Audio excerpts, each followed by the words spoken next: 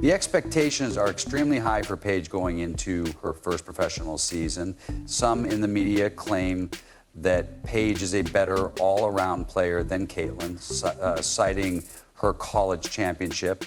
Of course, Caitlin's fans are lowering every possible metric, including ticket prices, and things have gotten even more intense. Who is your favorite women's basketball player? Caitlin Clark, really? You know, like Paige Bueckers, she's okay. The comparisons between Paige Bueckers and Caitlin Clark are in full swing, and even Luka has something to say. Now that ESPN released their prediction for Paige's stats, which we'll discuss in a moment, but basketball is more than just fame and points per game. And in the last few days, we've seen a few sound bites and pictures to support that. Both players said things that, whether on purpose or not, agitated both fan bases and gave the biggest Paige Bueckers haters ammunition. But Paige's interview with Time magazine generated the most discussion. She was asked a number of questions, like regarding the Caitlin Clark comparisons. And although some people like her response, others believe it may be the best indicator of how this comparison will develop over time, particularly when compared to what Caitlin said immediately after. But let's move on to the quotes, the reactions, and of course, the statistical predictions. But first, if you can't wait for these two to finally face off in Dallas at an NBA arena because of Caitlin, there is already statistical evidence, actual analytics, and facts that don't care about your feelings, is not having a significant impact on women's basketball or women's sports, almost to the detriment of Caitlin Clark.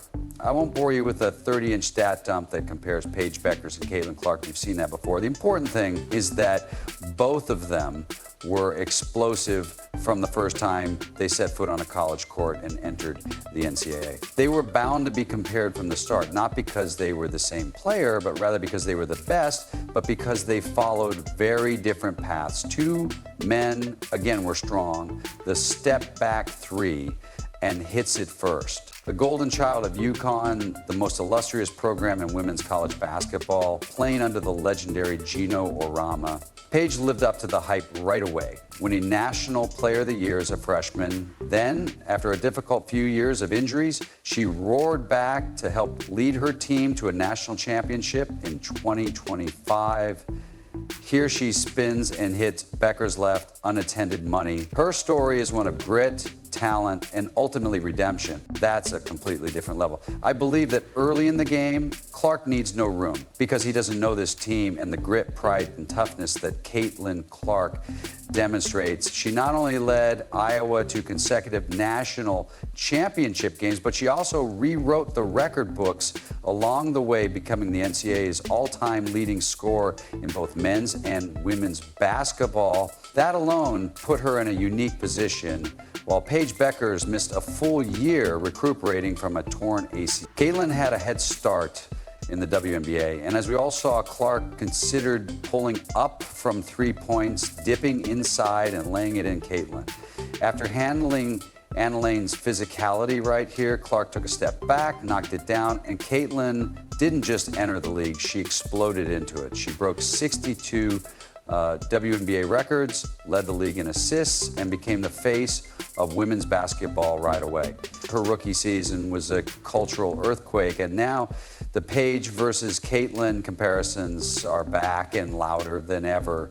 You see this 18 right here, and he simply calls it as he sees it. 9 million viewers compared to Paige Bueckers' 8 million and 12 million began with the March Madness ratings.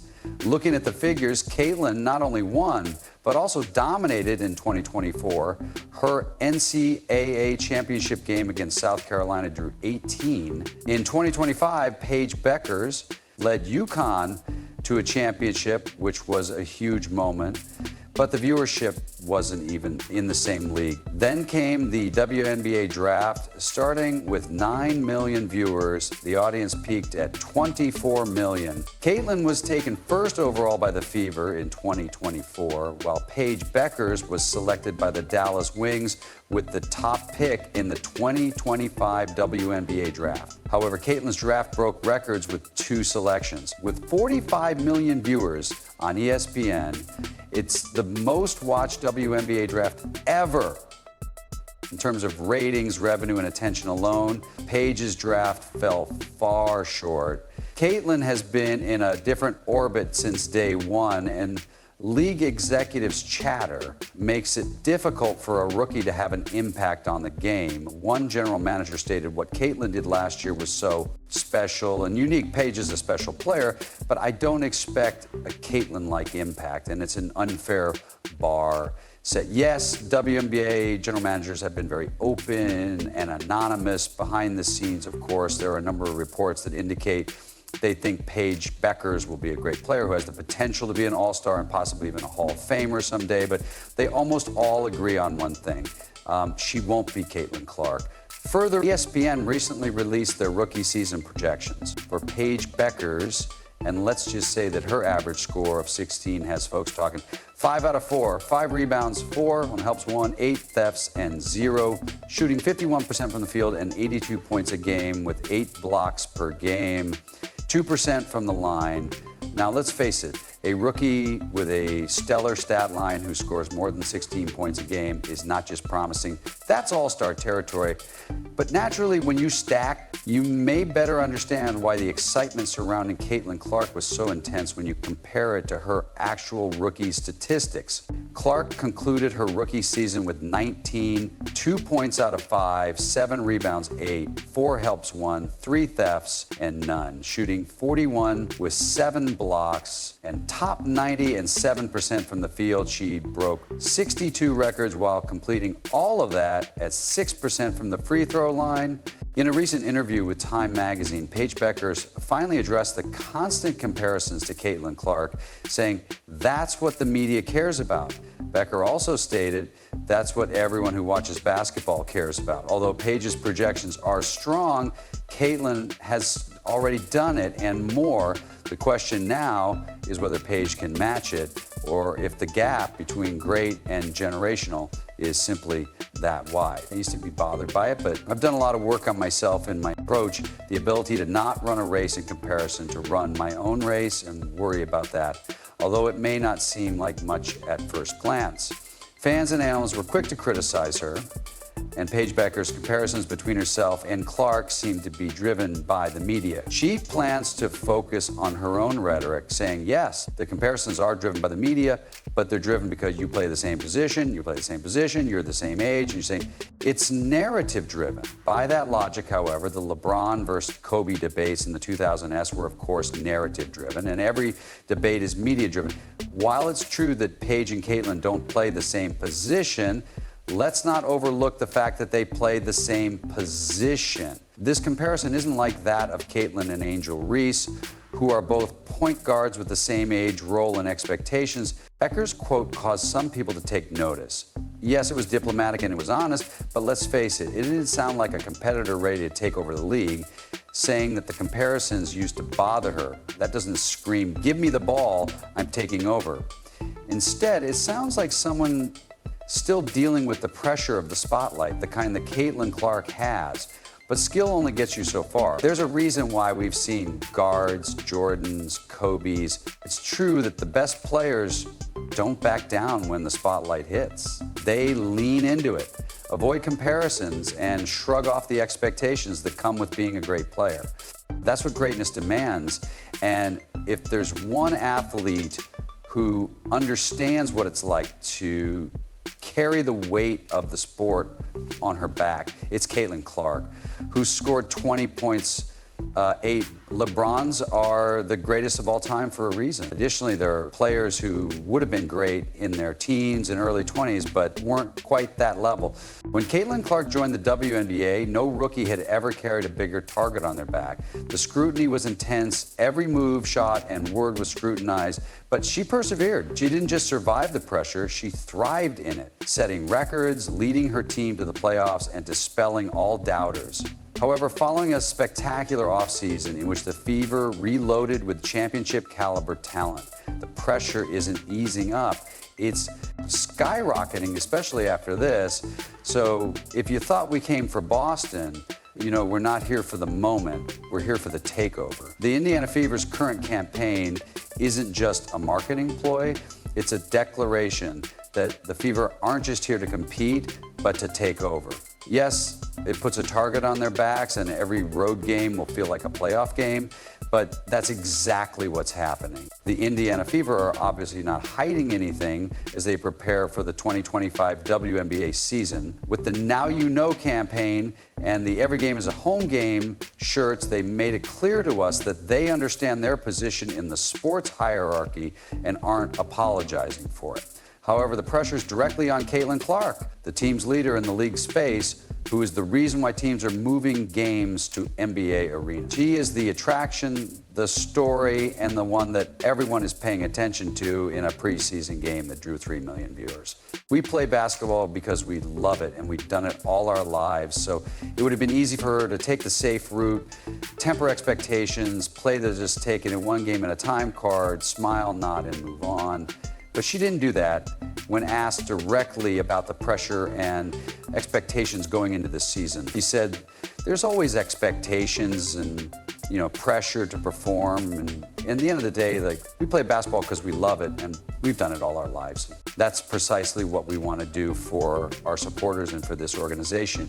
But then she created the contrast. While most players might minimize the hype, Caitlin embraced it. Personally, I believe that I wouldn't want it any other way. We get to show up every night and people are rooting for us and you get to play the game you love. If there is pressure, you do feel it, but I believe that's just something you embrace. That's something I've tried to remind myself throughout my career. You just rise to the occasion because you wouldn't want it any other way. The difference is that she's not letting the pressure get to her. Rather, she's embracing it. She's living for the attention, the chance to defeat giants, haters, and legends, and she wants it all. The way she handles things is something you have to admire. It's what she's done throughout her career.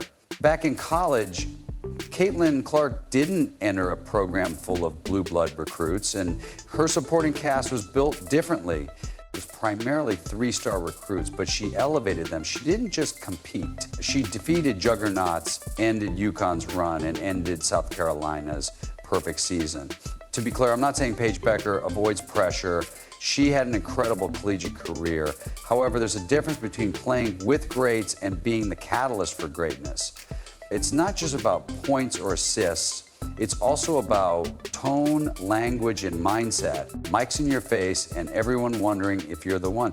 Caitlin doesn't just want the ball, she demands it and hits it. That's the killer instinct. That's the edge that separates great players from legends. For example, you can tell by Caitlin Clark's attitude when she's playing that she wants to beat everyone, beat the best, and be the best. Most greats are motivated by a desire to be the best, and Caitlin undoubtedly possesses this desire. For the majority of players, that mentality is very different. Several coaches, both collegiate and professional, have said the same thing about her. It's not as personal for her. They're really, you know, the Kobe's, Jordans, Caitlin's, maybe Diana Taurasi's. It's never personal. We just want to win the effing game, right? So we're going to do what we think we got to win the game. There's a reason Caitlin Clark didn't falter under the pressure after being beaten up in Hey Coach, They Woke a Monster. This was her response to the Olympic snub, which many saw as the biggest slight of her career. I thought it was awesome because being left off the Olympic team was the ultimate comparison test. Caitlin Clark didn't complain, deflect, or call it disrespect. Instead, she just got better, returned stronger, and put up 23. That was her rookie season, both physically and mentally. Points per game, and placed 4th in the MVP voting as a rookie. Now, I'm not saying Paige Bueckers is incapable of overcoming hardship. She certainly has. Returning from an ACL tear to lead UConn to a national championship and rank 1st overall is no small accomplishment. And if she reaches that 16, there's no question that she will have a fantastic career. ESPN expects that a rookie with 5 points per game would be an all-star. But her subtle statement that the comparisons used to annoy her and that she doesn't want to be compared at all could be the difference between her and Caitlin. There's a difference between being great and being legendary, because legends strive to defeat the best. They don't back down from a challenge, they thrive on it. If you're still here, leave a remark with a basketball to say hello. Thank you for viewing.